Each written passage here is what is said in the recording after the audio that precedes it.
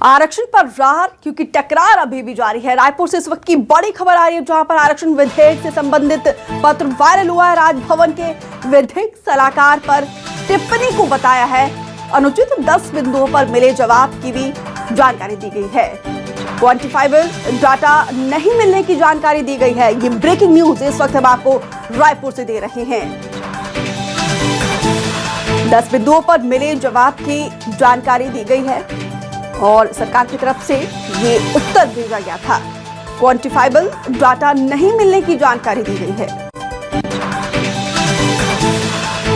आरक्षण विधेयक से संबंधित ये पत्र वायरल हुआ है। आरक्षण पर सियासत लगातार जारी है। राजभवन में जारी पत्र पर सुशील आनंद शुक्ला का बयान सामने आया है। राजभवन की मर्यादा स्वयं गिर गई है और बीजेपी की पीसी के बाद राजभवन से स्पष्टीकरण आ जाता है। आरक्षण विधेयक पर राज्यपाल ने हस्ताक्षर के लिए कहा था।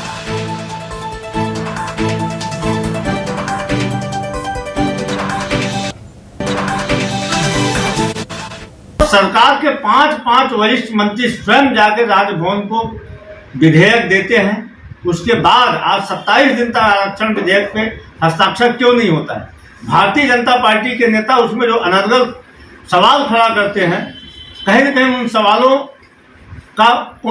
का को आधारभूत राजभवन की तरफ से किया जाता है, तो इसमें सवाल तो खड़े होंगे ना। आरक्षण पर फिर से सीएम बघेल का बयान सामने आया है। राजभवन में अब तक हस्ताक्षर नहीं आया है और आदिवासियों की मांग पर आरक्षण लाया तो अड़ंगा क्यों, ये सवाल पूछा गया है। कल आदिवासी समाज ने आंदोलन किया था। राज्यपाल ने आखिर आदिवासी समाज से मुलाकात क्यों नहीं की है? बीजेपी ने आरक्षण को रोक रखा है, ये भी कहा है सीएम की तरफ से।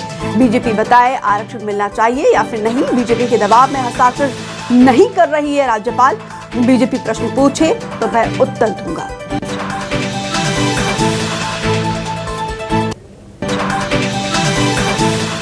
राजभवन से अभी तक के आया नहीं है हस्ताक्षर होके। कुछ लोगों को बयानबाजी हो रहा है। अरविंद नेताम जी बोले हैं,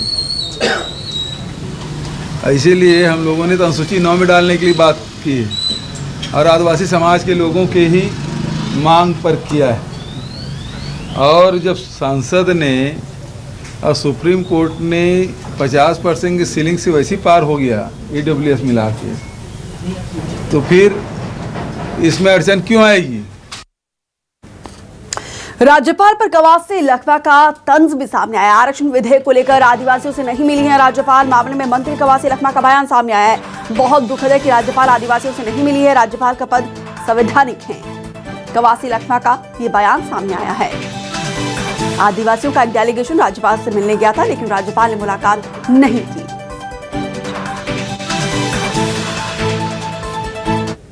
इस बात का मेरा दुख है कि राजभवन के अंदर बुलाने के बाद आदिवासी लोगों को नहीं मिलना,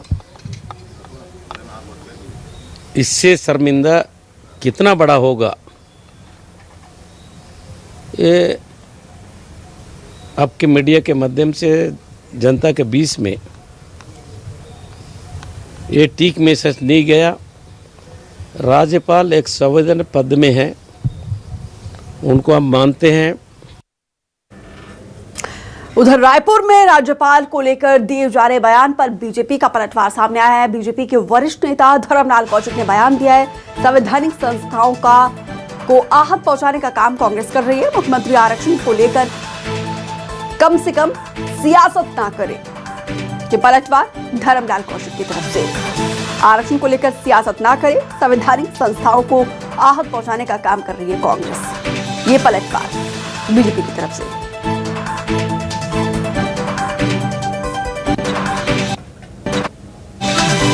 देखिए, जितने भी संवैधानिक संस्थाएं हैं उनको चोट पहुंचाने का काम, आहत करने का काम ये कांग्रेस की सरकार कर रही है। लगातार भारतीय जनता पार्टी में बदलाव, देखिए, ये तो स्वाभाविक रूप से चलते रहता है। चुनाव नज़दीक में है, इसलिए उनको लगता है कि प्रभावी थोड़ा और हो सके, कुछ परिवर्तन करते हैं। मेरा भी परिवर्तन उसमें किया गया है, तो एक चलते रहता है ये संगठन के क्रमिक परिवर्तन। तो मुझे लगता है कि ये तो एक प्रक्रिया है और जिसके अंतर्गत परिवर्तन हुआ है।